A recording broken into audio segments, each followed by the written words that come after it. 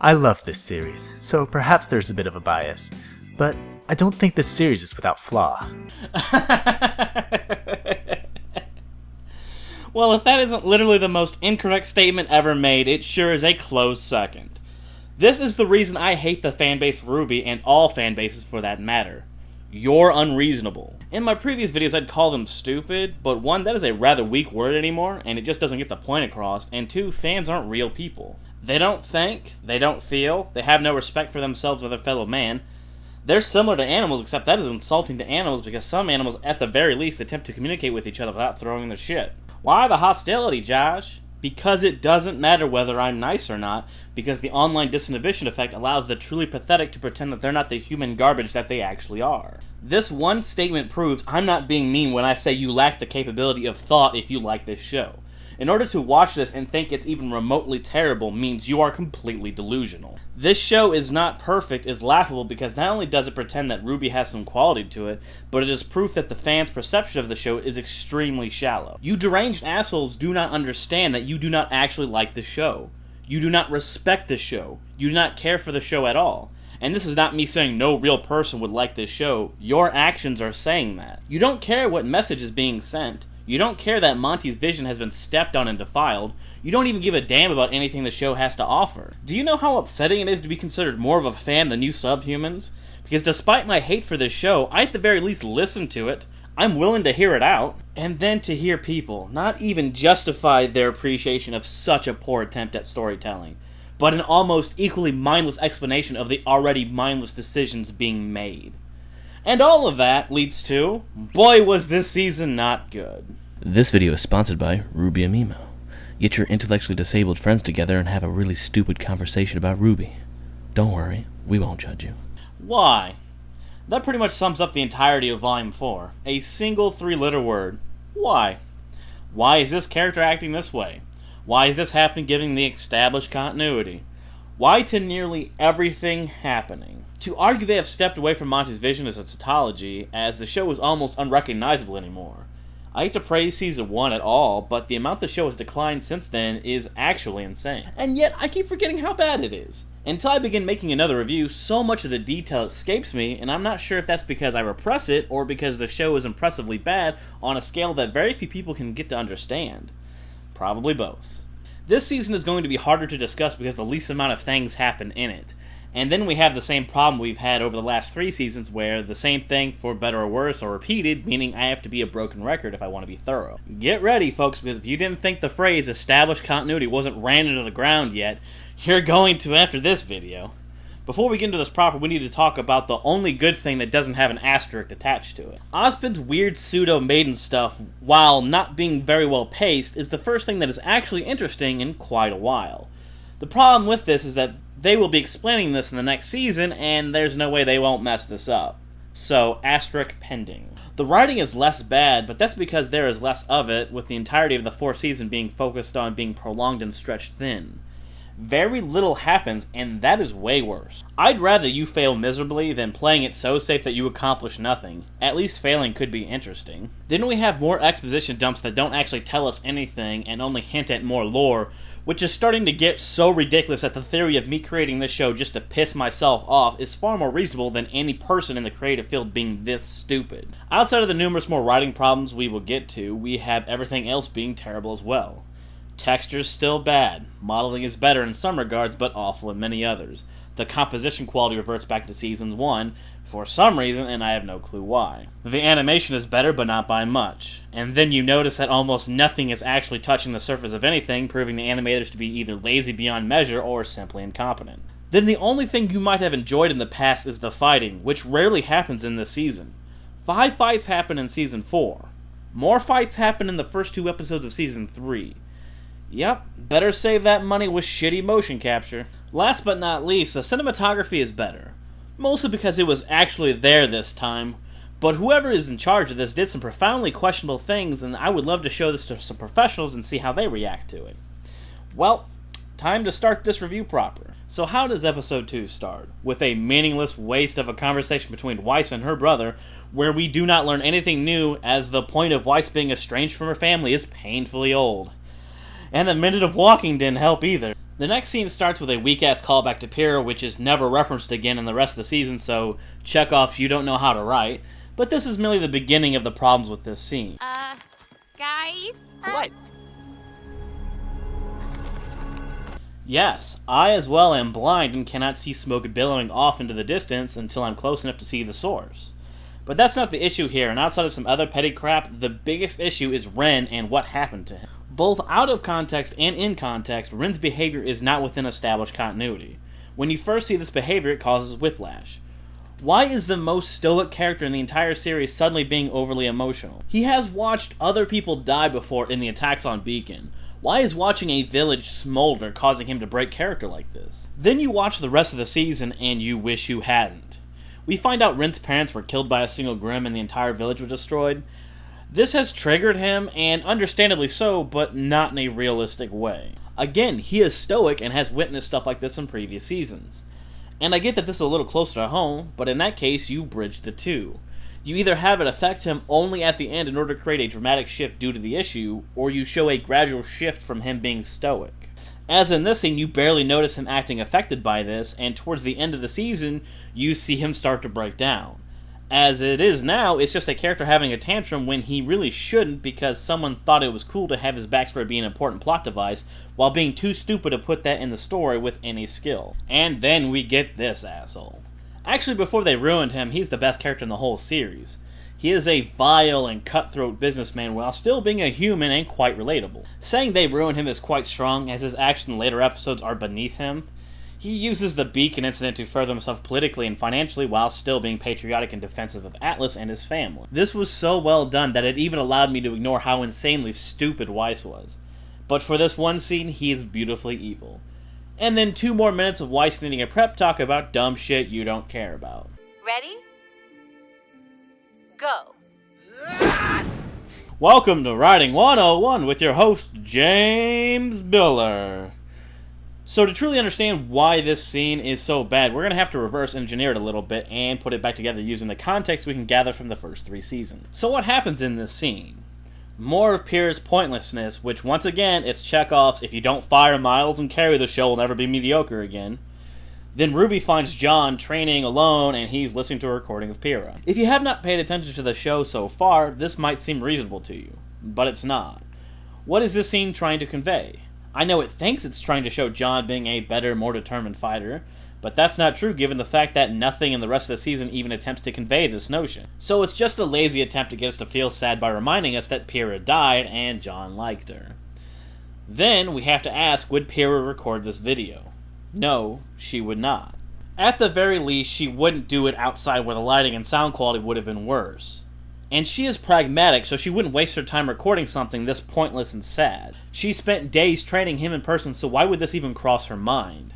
So if we were to rewrite this, we would have to look at the previous seasons to understand what the context is, and then, as intelligently as we can, attempt to match the artistic intention of the original scene. RWBY should find John off by himself, probably openly weeping, watching old videos he recorded of them training. Same artistic merits, it shows John improving if we were to pretend that that would be important. You have a realistic reason for the video existing because of course John is such a pansy that he can't even trust himself with simply being trained by the best. You have the tear-jerking nature of the scene you were looking for, that works within the established continuity rather than against it. And it doesn't come across as contrived and cringeworthy because giving John this awkward and condescending prep talk is quite the problematic aspect of this scene. What an episode to start a review on. Episode 3 starts off by ruining another character. Have you noticed the pattern yet? Blake is super jumpy and being extremely paranoid for no reason, but Josh, no. No. This is the only time in this season where she acts like this and spends the rest of the time being super bitchy. The problem is that these tend to be diametrically opposed character traits, and that doesn't work when you don't know how to write. Chekhov's, why do you keep doing this? This is not a mistake fanfiction writers make. The only other justification for her behavior, despite it not showing up again in Season 4, is that she has relapsed into the behavior she was exhibiting in Season 2. The only problem with that is I've already spent 10 minutes describing how pointlessly stupid that was, so this would be the one almost time I'd prefer they'd stick with continuity.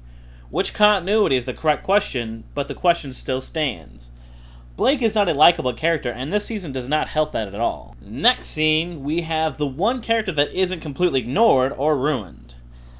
Yang would probably feel pretty bad about the loss of her arm and had her confidence crushed. The only problem is how they express this. It starts with general depression and sweeping, but then the culmination is putting away a rinsed out glass. That thing that you can do with one arm normally. Not washing the dish, which would be a lot more difficult with only one hand. And then she becomes triggered because of the dropped glass, which doesn't upset her because of the disability, but instead gives her PTSD about the events of the fallen beacon, despite nothing really triggering that. And yes, this is the least bad characterization of the season. Then we're back with Blake not being a fun character who then fights a dragon. And instead of this being an interesting fight, we have to deal with stupid jokes, and more standing around, which has become a trope for this series.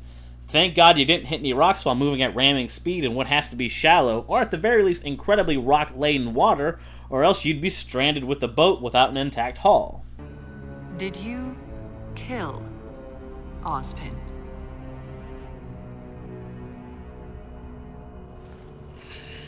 No! I want to hear you say it.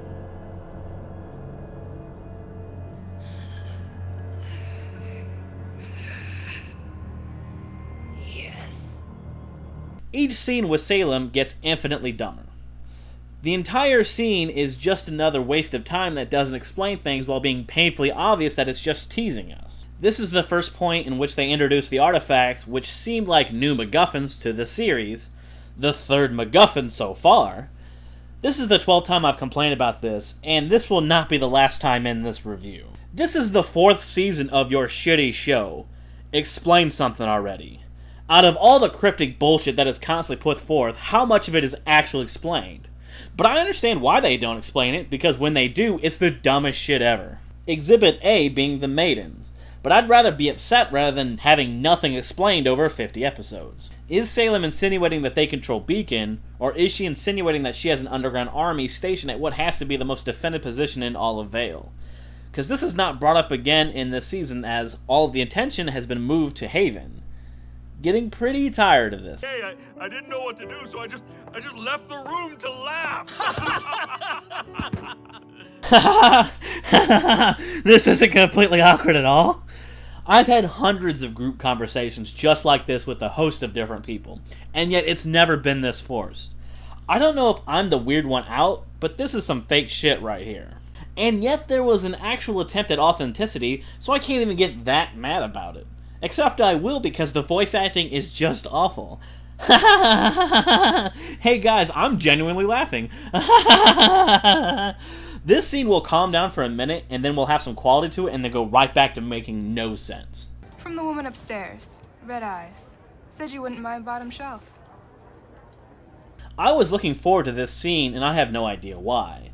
Maybe it was because it was paying off old characterization, and that is rare in this series, or that it followed the lead of significantly better things, but in my infinite naivety, I was looking forward to this scene.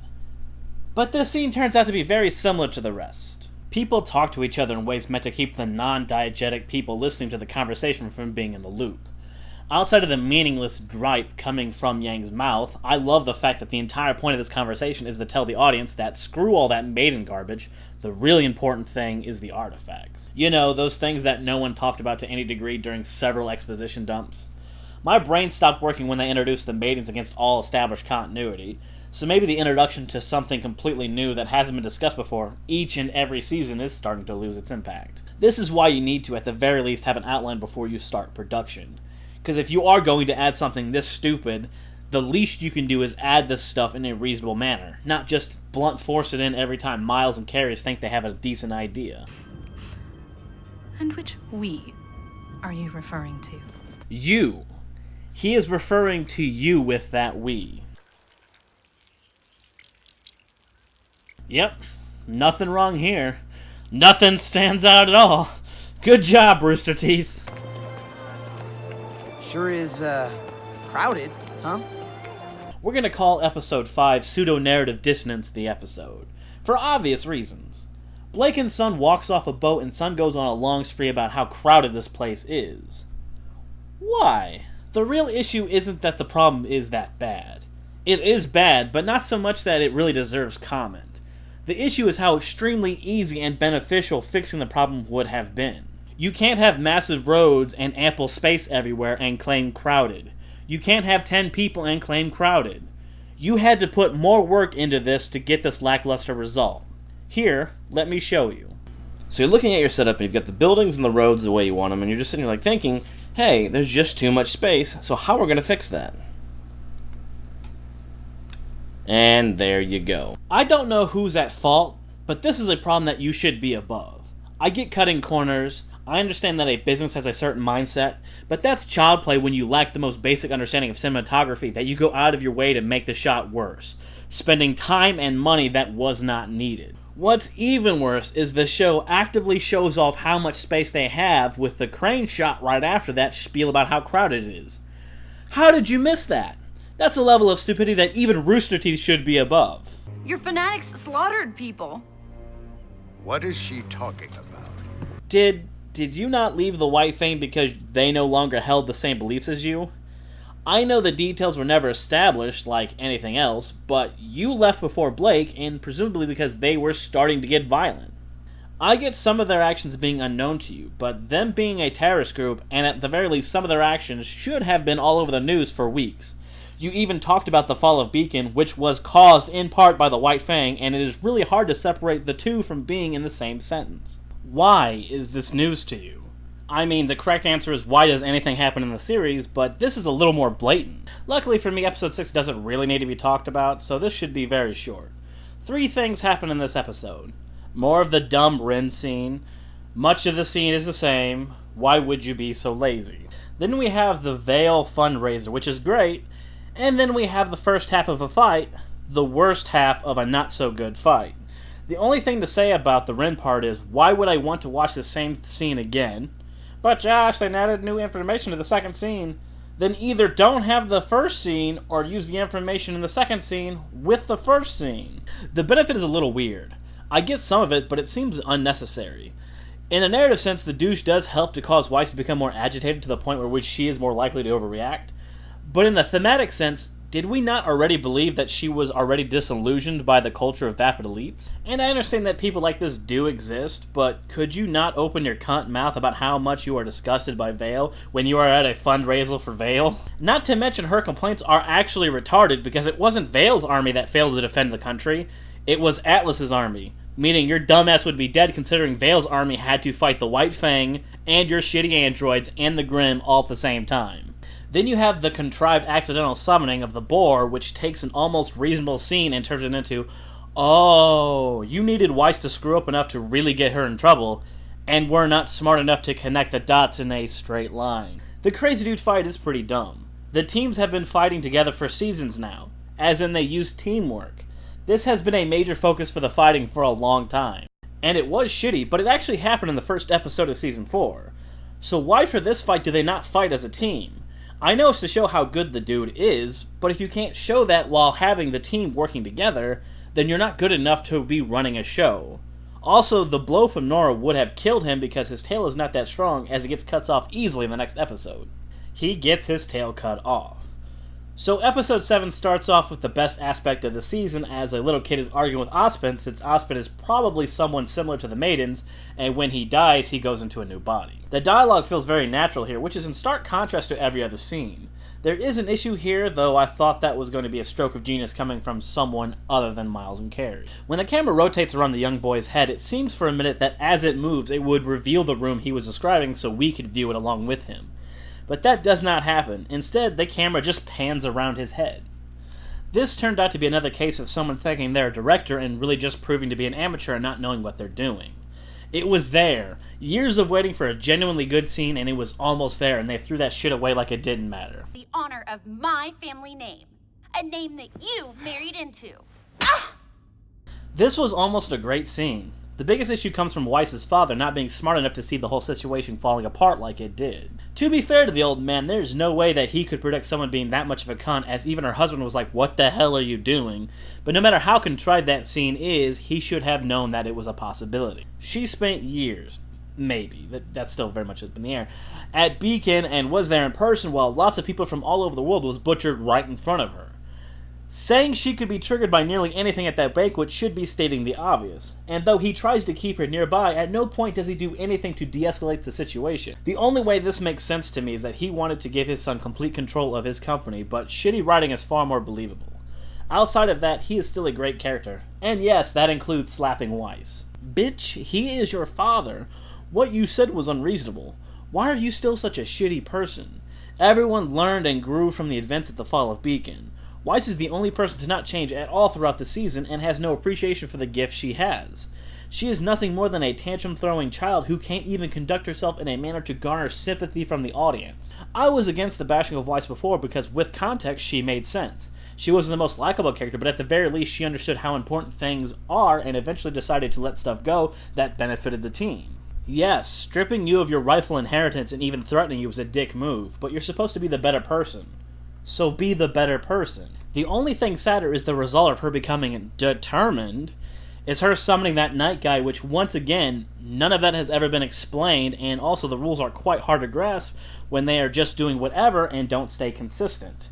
Yes, move that furniture out of the way that wasn't even in your way so you can train in your room. This is my fight too! No. No, it isn't. This is the retarded parts of Naruto all over again. This is the best fight in the season, and that is not a high standard. It's funny how powerful these four people are presented as, and yet Crow, for the most part of the fight, easily takes him on. It takes RWBY being the dumbest person in Atlas to cause Crow to lose this fight. The four horsemen of the apocalypse are a bunch of pussies that can easily be defeated in a one-on-one fight. But no, making a show is hard, and we at Rooster Teeth just can't handle it. So please accept this garbage we make. We can't make things better. It's not like everyone stopped to have a good old smile for 10 seconds in the middle of a fight. The mistakes being made are not acceptable. Most of Episode 8 is dedicated to another exposition dump that once again almost doesn't explain anything and adds more things to convolute the narrative. And since we already discussed it, we get to skip it, so yay for me. I mean, a little more armor might help, don't you think? I'm fine. I don't need armor. I can look after myself. Turns out the Blake part is another pointless retread of the same dumb woe is me, feel sad for the character who actually has it the best because she is a vapid, selfish asshole, so that means I get to skip that too. Fuck yeah, free episode. I think I'm doing just fine. Why are your arms different lengths? I'm sure it's intentional, but it's just a little distracting. Otherwise, a good scene. It gives us some characterization for both Yang's mom and dad that helps explain crap that we've already seen in previous seasons. And though I'm not counting it, it is a fairly well put together fight scene. And it is the conclusion to an almost natural uptick to Yang's story arc where she starts out in a battered state and returns to her former glory. Then the Weiss BS finally ends with her learning that summoning thing. The only part of this that is worth anything is we actually get to see how much of a little shit Lannister over here is. You are a worthless little bitch. You're not even as clever or menacing as your father. Then more contrived BS from the Blake crew. On to the last scene of episode 9, and boy is it far more of a problem in context than out of context. So Ren is just losing his shit, remember the most stable and balanced character in the entire show, and it comes off awkward either way. Out of context, when we get to this moment, it merely seems like a breakdown in leadership and group morale. Ren's insistence in going forward towards Menstrual seems like a desperate maneuver for getting help. An abandoned town in his mind is not a safer bet between that and a major city. In context, he's a coward that doesn't want to face his past. You made the most honorable, level-headed character in the whole show a massive pussy who would rather split the party and allow a man who just saved his life to die a slow and painful death, just so he didn't have to deal with seeing his home destroyed. I hope this was intentional and whoever did this just hated Monty's guts, because otherwise this is the biggest betrayal to a show and his memory that will ever be perpetrated.